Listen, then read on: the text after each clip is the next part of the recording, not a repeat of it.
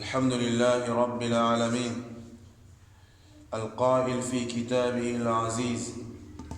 الحج أشهر معلومات، فمن فرض فيهن الحج فلا رفث ولا فسوق ولا جدال في الحج، وما تفعلوا من خير يعلمه الله، وتزودوا فإن خير الزاد التقوى، واتقون يا أولي الألباب. ثم الصلاة والسلام الأتمان الأكملان على خير خلق الله أجمعين، أول من حج وصام واعتمر، وعلى آله وأصحابه والتابعين لهم بإحسان إلى يوم الدين، وبعد. يا أيها الذين آمنوا اتقوا الله حق تقاته ولا تموتن إلا وأنتم مسلمون. يا أيها الذين آمنوا اتقوا الله وقولوا قولا سديدا يصلح لكم أعمالكم ويغفر لكم ذنوبكم، ومن يطع الله ورسوله فقد فاز فوزا عظيما. أما بعد، سابو تنتهي إلبكا كترديا كبير ونو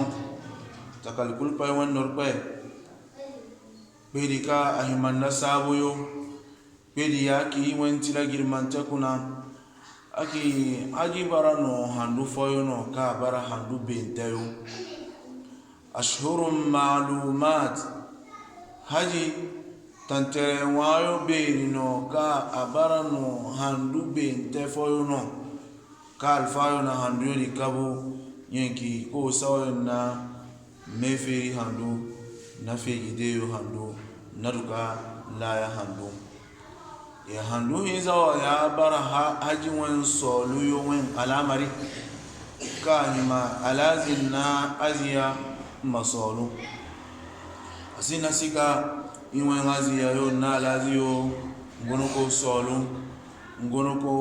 ba makie foka nzumu ili kwa ka kwete ka biru mfu giri mantari afoki ya foka na solu za ko na nia za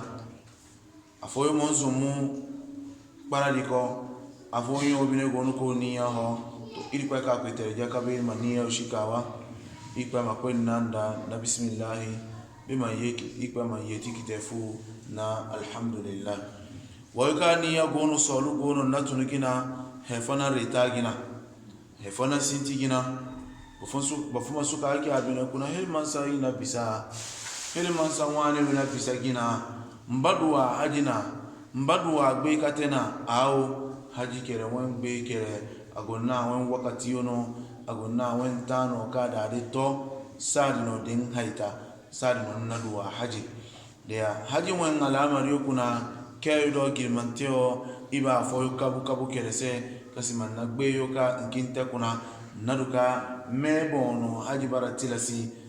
sinnasika aslama bono haji baratilasi ama waka barakeferi waka naki aslama haji na bara bon watilasi hekango keke abon yano ifo anshida ka ko ifo sisirpe ande Muhammad sallallahu alaihi wasallama abare ko ka piteje ka be won tanno ko baro awandiya de he kango kegi waka na ki aslama ga he sinti nyeno ndido de zani ndono ibabe ka boroma duka hajite si amu baro aslama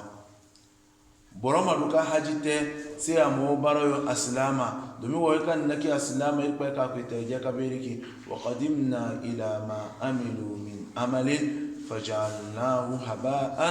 منثورا. كيرون كان بركة فريو مون بيو كل باي هيو كان ناتete كل باي داغي كياما ili kwa ka kutereja ka be kino abaki no to no gwe ri kiron iye no ndiza kusako seyo he kuna no sin na bara le foka no ba mbabu no banani ni do no gwe yo ko sawo na he ka imani si akuna no dia gbe sin te ka boroba te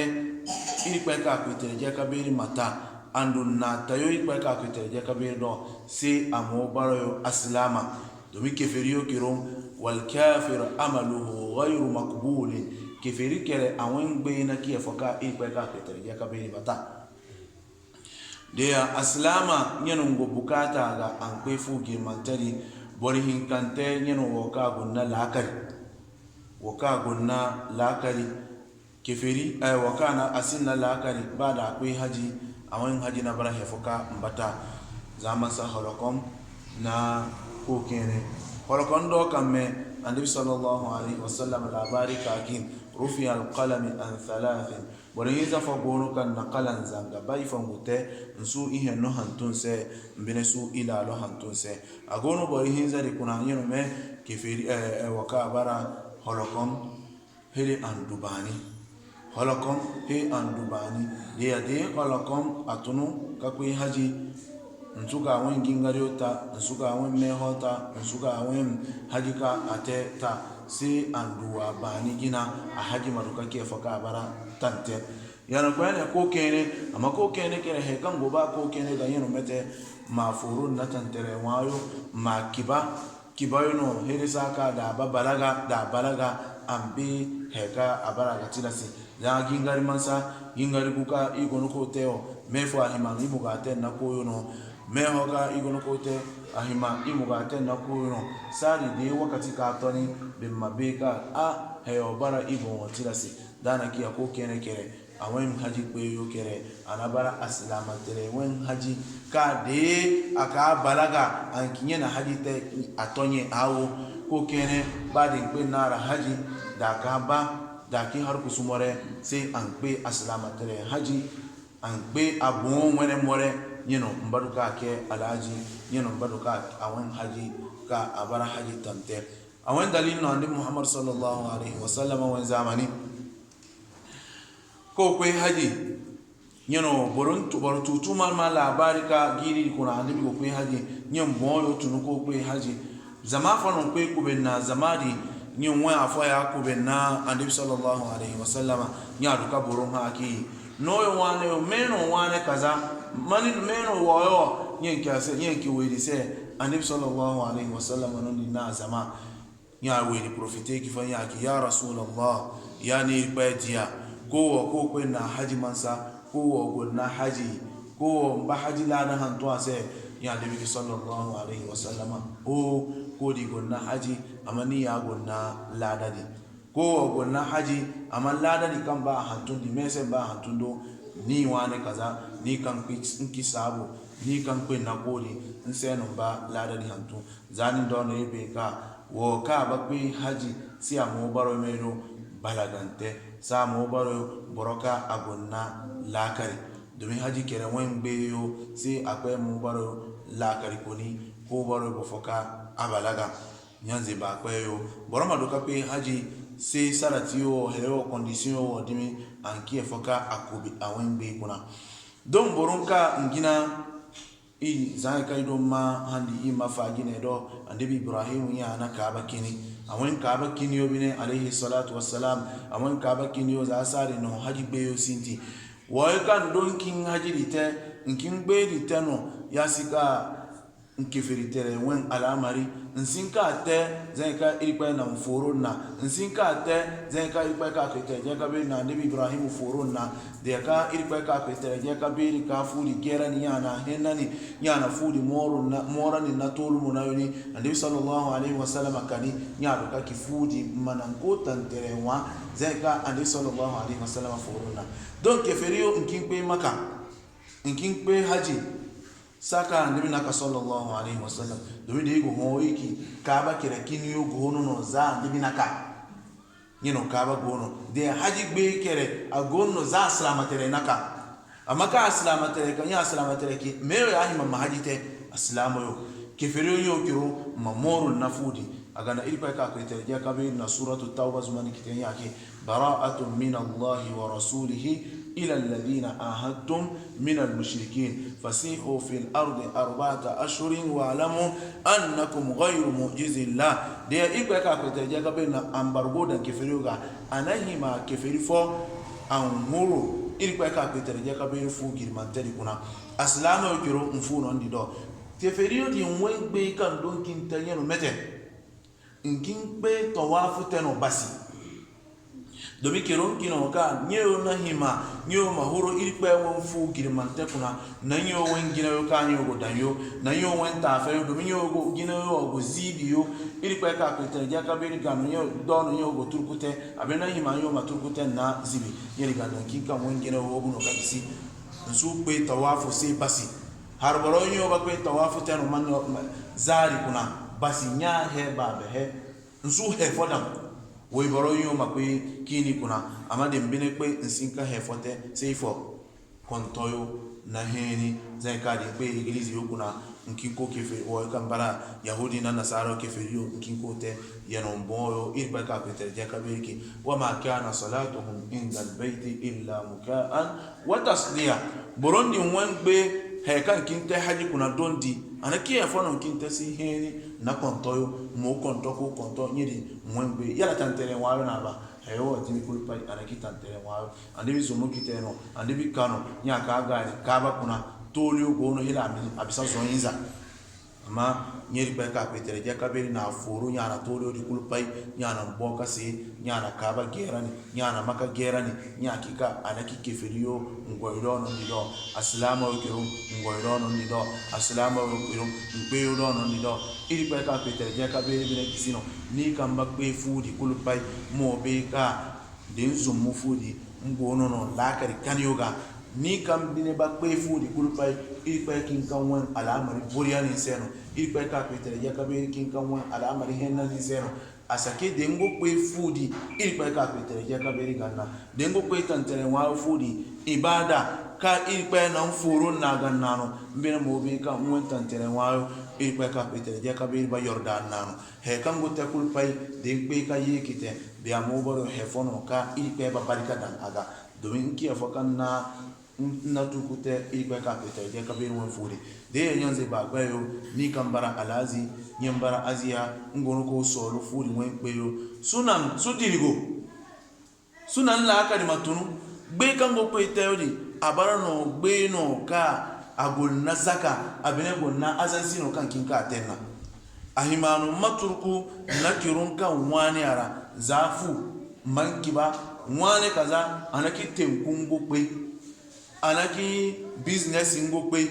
tantere wayo no ngokwe de meten bateru manan katurku na alfayo manan katurku na gorka sene henno manan ka pasi henno za tirodi kuna kirun kan banki ba gbedi kirun kan ban mora ni najiriga anaki woka abokwe haji da kwe ankwe nunka nanzuma ni hotel yokuna ni ndo na abuga kani hotel ni ndo na abu gibiri ni ndo na abu senibu hotel ni ndo na abu benebate kai bo foyo mongo no we boro mbaka agare zan paro no kim meshi turu kakbe nani di nyo be haji na be ma alamari wa dimi kuna yala ateba anateza ya dimi tantere wayuka nga te be ka petere je ka be ni ganna ahima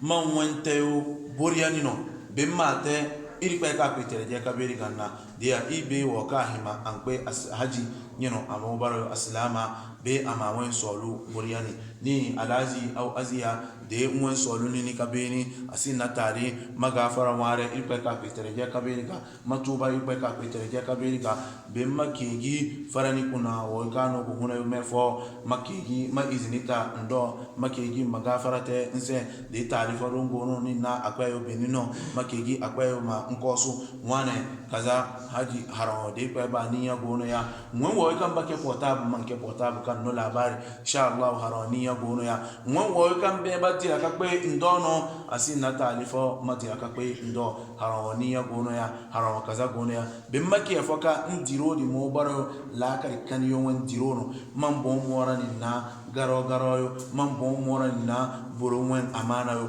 domi diro za ya dimi abara ipe ka petere je ka be won dirono ngokwe tuba ware no ngokwe gafara ware no he ka to de ipe na won tuba ta nya na gafara ta nya na la ka kan yo dan won diro di kuna mba ye kite no bimmo baro ka yawma waladatuhu ummu zahan kan yan namba nya na he nsin na talifo nsu zibiyo de ya namba ye kite alma de won ni yakuna won gbedi akwai sawan na garo no akwai sawan na pantan na dargan de margano kadu ko pe na haji to mo be on gbeji asubaki be ka iri pe ka petere ja ka be ba yordan na iri pe masute wen alazi na azio se za edimi ima waka hima an pe haji awon condition ka de hima kulpa amoku be onye no akwai mo baro aslama de haji wan alama re kuna mo baro aslama ko gonna lakari be make foka mbalaga ben mogol na iko heka himana ama ikin da yin wen aji wan al'amari kuna condition for yoka ilpa na dam condition for yoka andi sallallahu alaihi wasallam na dam yeno mete nuka gono ana bagina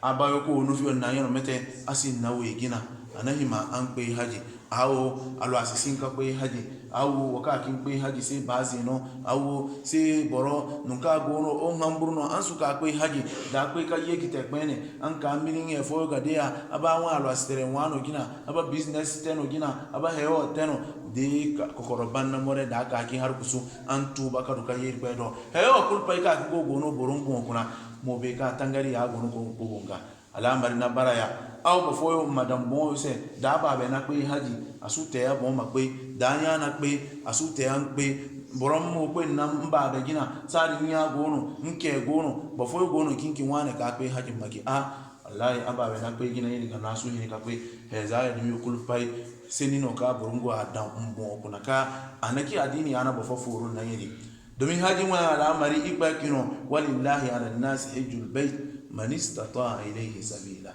ni kan bahini ni kan gonna iko as-sabil ni alfaru na fasala az-zad war-rahila agona ka fasala kuna ka alfaru na ki nyeno mo gonna uziri naifo na he kan bakaru ka penna de den ka sate den ka bon kanite ni ngonna de ni bona baratilasi naki ngonna di maza kano bo fose domin da ki kiyama ni no baha e foka na ngonna nyen na pe nsuki hefaga na wane gonna nyen na pe nara anabi de ogeza mase naki matila si sema pe na wane kina mboma duka pe ikindia boro mo gonna almania ba pe na borinza bortaki ama bona pe gina nsuko nha hefaga na pe na wane ni mbanga no hefaga na mbongo na iko nyen homa pe haji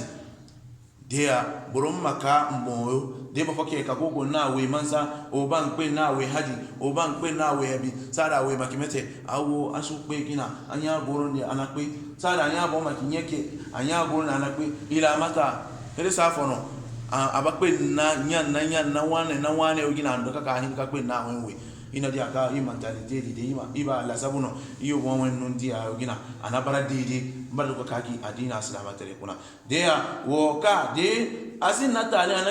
anaki tali no boro mbabe mo go na nakwe haji bembo ma kwe haji yeri na bara hefoni amari yo inwe gunde koni ya kin ko go no iga gunde koni ya kin ko go no iga hela to zaka fo yini na dika mariga na dini wane gunde ko koni no hefaga namba kwe haji bemba mo go no in domi hefaga na ina haji yetino kawe ina haji yetino fari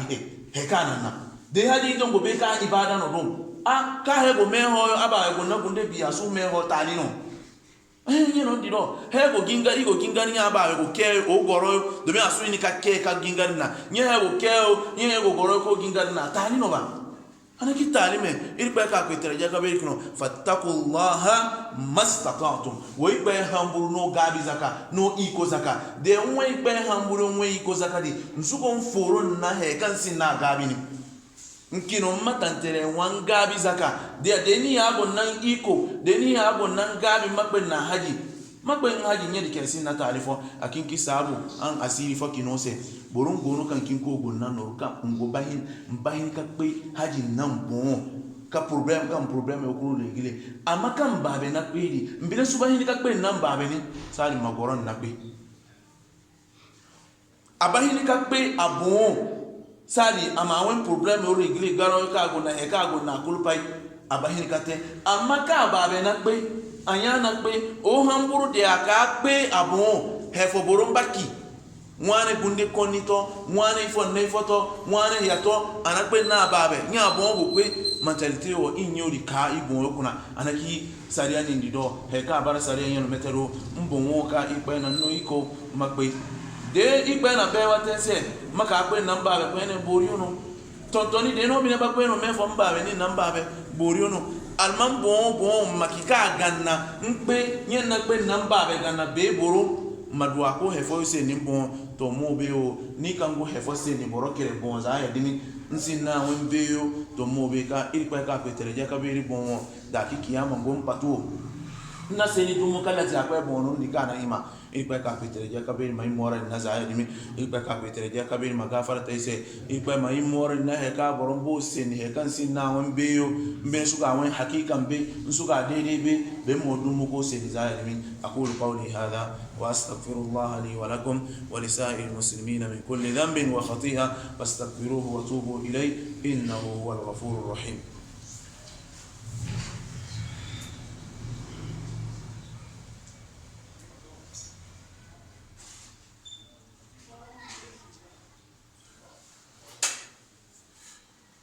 الحمد لله رب العالمين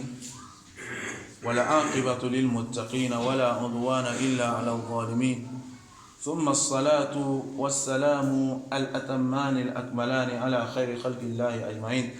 نبينا محمد صلى الله عليه وسلم وعلى آله وأصحابه والتابعين لهم بإحسان إلى يوم الدين وبعد بنكاهما وكاهما أنكي هجي nasenioka agono agakulpai ni alazi den solo heka himanani mahunu zafu maduka hunu zafu talisi manafila hinka gingari kimino ikimma makinwane yo hono babisa hele bafoyo ma sarafo tilasani bafoyo mo gina demba hunu se masarafo yo tegina de nasara yo te farani kuna anahima mahunu heyo zaadmi heyo kulpai barano hefono ka buronna moyo tekiara kasina dalili fo kasina hunu yodo fo ama barano kere kankan yono kere bitani yono hezaya dimi se inke foka im la sabute abo domi foka na sarana kitali anaki sarano tali almaka ganna wane go hunu zafu okwe haji ana sarata be odi atali nukase ni gorona kimino okwe diro be an sarate ba mondo su kwe diro sara kere bara dede no maburun sara ma wari te burun ma asin na tarifo boriono alma makika ganna ngo kwe haji sem maki bodo no debine masano debine wari kazano sem mategina de wane na te anahima ya kaza au ngeri kere inyeuri ka ibu kuna ni alazi heka ngobanga au azia den solo maraka hinka gingari saka den kimansa asubano no batunu za afuwo maraka hinka gingari kana denna nafila te kabeni makameza kanwara ipe ka petere je kabeni ga ipe mana mwen tiro maki tiro albarkante zamhunuyo zamfu hele makbe ka yeki tenna mwari ka mbate no ndido he kan mbate no ndikulpa domin tuba tayo gono no zamfu zamwenni ya maduka hono zafu denniya go bori to mo be yano deri pa bine ba ipe ba gamutense ngwengbe di bine ba bori no zamfu mbalu na agor kasine hendo no mbalu no pasi hendo no kanu ba tiro di te kakbe ka yekite ama de ngwenni ya barano he kali pa ka petere ja ka be faminhum man yaqulu rabbana atina fid dunya hasana wama lahu fil akhirati min khalaq bafo kirongo na dunya no ngono ko keji noruno ngono ko keji tenkuno ngokwe tayo kirongo kwe para guna yono kirongo kwe tourisme deni wen huno bara no to mo be ya no bakwe ka yekite he fosu baru huno kuna amade wen huno bara no zimen hinkante rabbana atina fid dunya hasana wa fil akhirati hasana wa qina adhaban nar aw rabbana wa minhum man yaqulu rabbana atina fid dunya hasana wa fil akhirati hasana bofo kironki kino irba mayno may gomini andunya fu kuna bemma ya kana akiyama wen bene may gomini to kiron ya bara boro hennoyo la kari konyo ka na wen gbeyo nesi ba kwayo ina dia hajwan alamariyo dei baseni asuba hini kabisa kwene domi awon tutuma gono ka alfayo kiron don na wen senite awon afo gono ka mbine baka ka wen senite kwene nyeri ganna ni ka kwena gamutense ngokwe fudia mo be ka gamu be non di bonkani be non di do ahimamma kotono ambori nika ilikuwa bene na satense suna mbine masara ansuki imansa huno yokuna se tila sino ka wane go kwe hajiya se yo boma normal ga ka kwe nanya kakwe nay babe kakwe nay ke de yuna yo baka bara yo wallahi baka da don bete domin igbe yo di kulpa iba teno ibina subadu bara ni fo iri pa ka petere ja ka be do iri pa masuna yin wen be mabara ya masa kono ko ene de boro ko haji nki mano de wana ko haji mbaka agare borun la kare yo ba tununo borun ba diri bono hefa ganna domin na haji yetino de boro ko pe de na fatakuna se o bukata da pe ko yekite se an kana se ba ta so ba alhali alamari na baraya den de ki wana ko pe haji no fami kuna ki fonkin ka agare man metaro ikin diri gono to se ni na igare no ndo domin ba kire na wane kul pai bano dumu se no kan babana zamani no yedi domin ika yeno se maboro di fu hinsa fu ko una yodi se mafu hinsa se mabugu hinsa yana yedi gono haji wan sharati okuna no yana yedi gono haji tayo kuna no de boro di pe ne se anye ka kana boro se jabayo se an kana boro se tasubayo se an kana ina di awon afo Nigeria no kinde ka ko makoto no ka gisi de yekite makukite ka kanaro ko kanara no de alaji pe ne ole amman na tantere wa awo ti ka pe gingire ko yekite kulu nasa asino ti ka pe gingire ko yekite kulu pa nasa asino ankin ka to ila bon asu ni ka no rukani di ka wa ka duka ibarate de mo bo anduka wana economy plan fo na bote domin no rubo si ase anduka inka wa de anduka ibadate si amokan yo za susuba hela zafar na ba duka hunu ka pe hef ken fo wa na hinika wa mba inka ibadate na hinika wa mba pe harami ka gingaliro heyo ka kuna kin ko gono ndo irpa ka pe tereje ka be mabanna dabu irpa ka pe tereje ka be mana indu ko kasine henno kam bai ki bazafu de diro kuna kwene indu ko kasine henno ka iba hunan nan da huno henno be wengbe kai go tedi no tuma di kan baba nadi ansuki kono wa akhir dawana alhamdulillahi rabbil alamin allahumma a'izz al-islam wal muslimin wa adhill ash-shirka wal mushrikeen wa dammir allahumma a'daka wa a'da ad-din waj'al hadha al-balada aminan mutma'innan wa sa'ir bilad al-muslimin indu kai wen faibo wi kulkulu ikwe ka petere ja ka be na iforo na gbe be rifo gbe di apetere sinti na gbe no nyana malaika te ke abo nyaki no mo boron wo gbe te nyaki salati te wa nibse sallallahu alaihi wasallam nya debi ki ni kan na salati te ase bon fo ikpe wa salati te se no bon we allahumma salli ala muhammadin wa ala ali muhammad kama sallaita wa rahimta wa barakta ala ibrahim wa ala ali ibrahim fil alamin innaka hamidum majid warda allahumma an sadatina abi bakr wa umar wa uthman wa ali wa an as-sahabati ajma'in wa an at-tabi'in wa at-tabi'ihim bi ihsan ila yawmiddin اللهم أعز الإسلام والمسلمين وأذل الشرك والمشركين ودمر اللهم أعداءك وأعداء الدين إنك تعلم خائنة الأعين وما تخفي الصدور سبحان ربك رب العزة عما يصفون والسلام على المرسلين والحمد لله رب العالمين